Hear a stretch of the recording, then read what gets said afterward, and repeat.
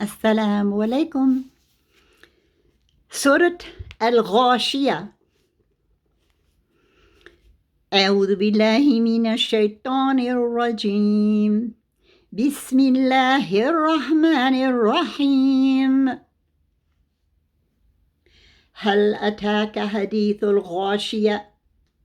وجوه يومئذ خاشعة عاملة ناصبة تصلى نارا حامية تسقى من عين آنية ليس لهم طعام إلا من ضريع لا يسمن ولا يغني من جوع وجوه يومئذ نائمة لسعيها راضية في جنة عالية لا تسمع فيها لاغية فيها عين جارية فيها سرر مرفوعة وأكواب موضوعة والنمارق مصفوفة والزرابي مبثوثة أفلا ينظرون إلى الإبل كيف خلقت وإلى السماء كيف رفعت وإلى الجبال كيف نصبت وإلى الأرض كيف سطحت فذكر إنما أنت مذكر لست عليهم بمسيطر إلى من تولى وكفر فيعذبه الله العذاب الأكبر إن إلينا إيابهم ثم إن علينا حسابهم. There are a couple of big surprises in the meanings of the words here. I'm going to read the translation for you, and then I'll stop at one of the words that will really surprise you. You know, Allah's letters have meanings. So when I always come up with these English meanings coming from an Arabic word, some people just say, this woman is crazy. No. Allah controls the letters, the sounds, the tongues, and the meanings. So wait till you hear this one. Translation. Has there reached you the report of the overwhelming faces that day will be humbled, working and exhausted? They will burn in an intensely hot fire. They will be given drink from a boiling spring. For them, there will be no food except from a poisonous, thorny plant, which neither nourishes nor avails against hunger. Faces on that day will show pleasure, with their efforts satisfied, in an elevated garden wherein they will hear no unsuitable speech, wherein is a flowing spring, wherein are couches raised high, and cups put in place, and cushions lifted up, and carpets spread about. Then do they not look at the camels, how they are created, and at the sky, how it is raised, and at the mountains, how they are erected, and at the earth, how it is spread out? So remind. You are only a reminder. You are not over them a controller. However, he who turns away and disbelieves, then Allah will punish him with the greatest punishment. Indeed, to us is their return. then indeed upon us is their account. Now, you didn't hear anything unusual, did you? But I'm going to read it to you now, and you're going to understand what I have been mentioning.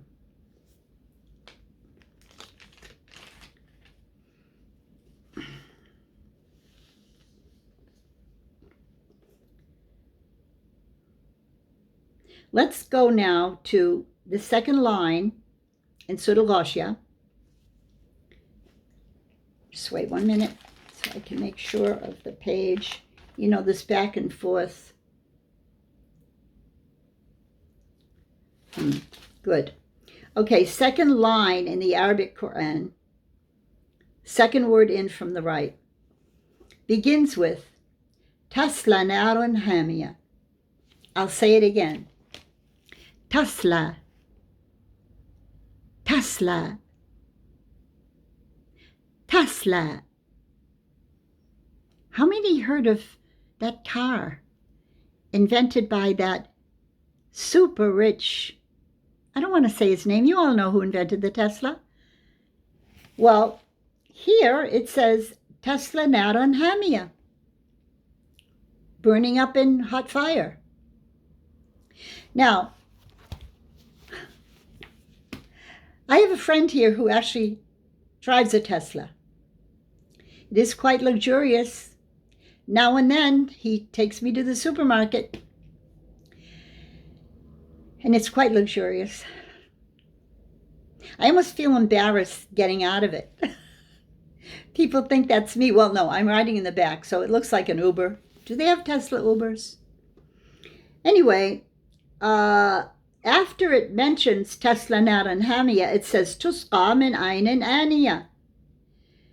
Disgusting drink, poisonous, ugly, terrible tasting drink.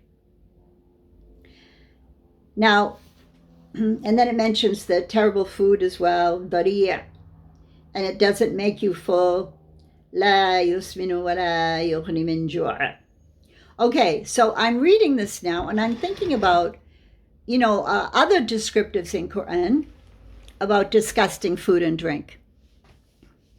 And one of them refers to ghislin. I think I mentioned to you this before. I'm thinking about the Tesla founder, and he's a billionaire, and then I'm thinking about Ghislaine Maxwell's dad being a big mover and shaker in book distribution. He was responsible, this Robert Maxwell, for providing all the textbooks in all the schools for, you can say, maybe over half a century in America, even though he's British. But he was a big millionaire, and he provided our textbooks. So now he's gone, and his daughter is, I think she's in a prison. Sometimes they say she's out, then she's in again. I don't know. But he named his daughter Ghislaine, and when we first heard about her, it was spelled Ghislaine.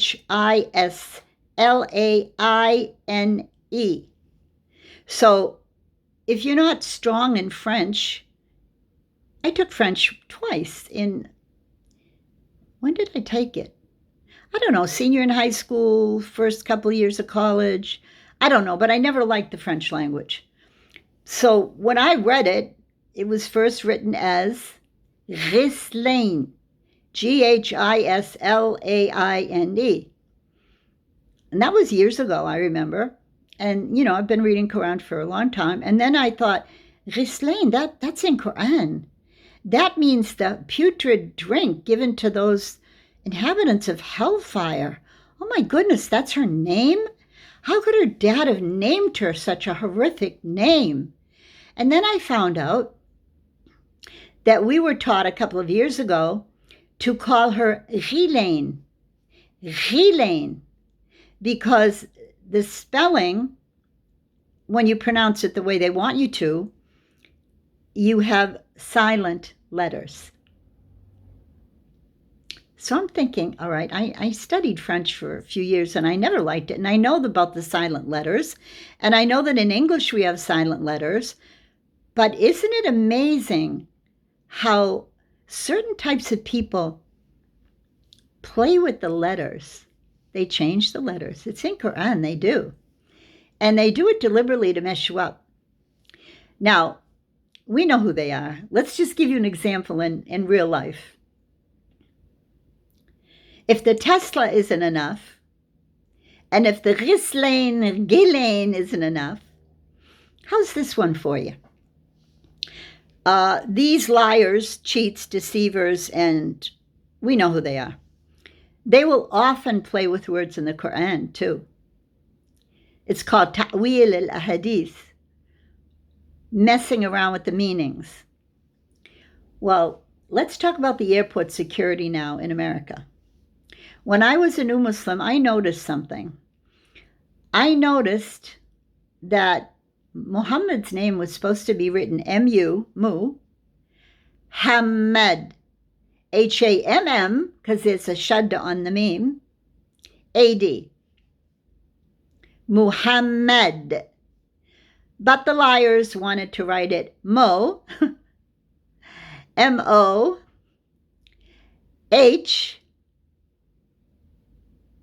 M-M-O-H-O-M-E-D. Mo, ha, med, not Muhammad. So I'm going to say it perfectly for you in the way it's written in the Quran.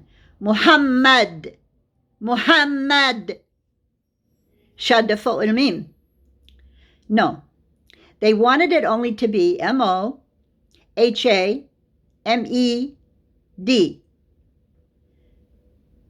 Now this started with the Turks at the turn of the century when they invented the Turkish language and they wanted everybody out of Arabic and they killed the shuyukh and they changed the adhan from Arabic into Turkish language, and we know who they were. Let's get back to the American airports. Ever since the story of 9/11, and was it 9/11 first or bin Laden? I forget who it was. There were machinations, evildoers trying to make problems in the airport, especially the East Coast. I mean, I'm from Boston, and I remember how my son and I had to wait like over a week before we could even return to Egypt, and what it was like at the airport. It was, it's a boring story, but we were protected by angels everywhere. And on our way out, we were saluted by U.S. Marines. It was beautiful. We're the only ones. Nobody wanted to fly, but we flew. But you know, so many people were detained and delayed and questioned and still are because of the names on their passport, and the names on their tickets are often confused because some people don't want to fix it. They don't want to take one simple translation and go with it. Now, I'm very sensitive because when I wrote my PhD, there's something called the International Transliteration System, widely accepted in all universities all over the world for Arabic. They translate things in one way, and that's the correct way. So if you don't write it that way on your PhD, it will be rejected, and you have to change it. Because in those days, the universities were, I don't know, better, maybe, I don't know. I'm not connected with them anymore. However, guess who does it the right way? Just give you one guess. Saudi Arabia. I've heard it's Saudi Arabia and Kuwait. I don't know. Maybe Qatar. I don't know. As I told you, ever since I really learned Quran, I'm so out of all that. And I'm just so into, I would say, Quran and Hadith and the Arabic language. But because we know the true way is M-U, not M-O. 2 M's, not 1 M. And then A-D, not E-D. I'm putting it out. I'm putting out an all points bulletin. Can we get a grip while there's still time? Because airports are getting more congested and chaotic. I'm not traveling anywhere. I'm sitting right here with my books, and I'm praying hard that Allah will save us from, well, you know what it's from? Tower of Babel. You know the story of the Tower of Babel that you learned, the 7 wonders of the world? Were they 7, 8? I don't remember. But one of them was the Tower of Babel, wherein a very strong, powerful, rich ruler thought he had reached the pinnacle of his power and success. And then Allah suddenly changed the tongues of everyone that he ruled and made his civilization, kingdom, power dissolve through a confusion of tongues. That's the story of the Tower of Babel. So I want you to look it up, Babel, B-A-B-E-L. It happened then, and it's happening now. You can barely find anyone who speaks English anymore.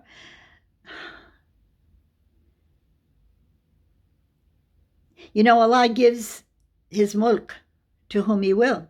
It's in the Quran. Allahu Malik al-Mulk. He owns everything that can be owned. He gives his mulk to whomever he wishes.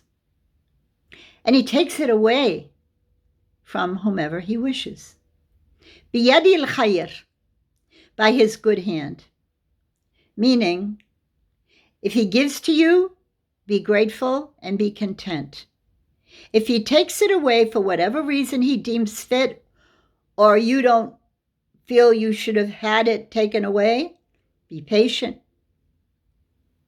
Because it's all up to him. He can do whatever he wants. So I think it's time now to leave 17 minutes. And I think tomorrow I'll do 2 more because I'm doing a rundown on Juz Amma because a couple of moms said we need it. Our children are doing it. They're not understanding it. We don't understand it. We don't have time. But we like to hear you recite the Quran. And it makes our kids be more hopeful that perhaps they can do it too, even though they're not native speakers and all that. So whenever someone says they need me, if I can, I will. And so before I go on to anything else, I think even before I go on to the Kitab al-Tawheed, I want to finish this Juz al-Amma and then go back to the Kitab al-Tawheed. One thing I might remind you of, though, in closing, there was a Jewish rabbi who was killed in New York, assassinated, and his name was Rabbi Kahana. And did you know in Kitab al-Tawheed it teaches us that the word for a magician is the kahin? Kahin, right? Okay, that's Hebrew, I guess. I don't know. But did you know one of the leading singers, singer is Leonard Cohen, yes, but composer, one of the leading composers of my mom's day, the big band era and all that, was Cohen. His name was Cohen. And it was spelled C-O-H-E-N, which you could know originally was Kahin. Where am I going with this? I'm going to bring you some examples of that era of the songwriters. Were they magicians? They certainly were. Were they kahana? Oh, yes, they were. So even though it might have seemed more innocent back then in my mom's day, it was a form of magic, because magic is presenting something as true when it is really false, and vice versa. So all of these songs focusing on your love for that other human, is that what you're supposed to be focusing on, humans? No. You know, these are my asides, and it comes from trying to relate you to some form of Western culture. Either you don't know it because you're not from the West and you just like my videos, or you don't really know it because nobody ever really taught it to you. You just memorized things in history class and social studies and regurgitated it without any depth. That was our education. Trying to fix all that, inshallah. May Allah make it easy. Assalamu alaikum wa rahmatullahi wa barakatuh.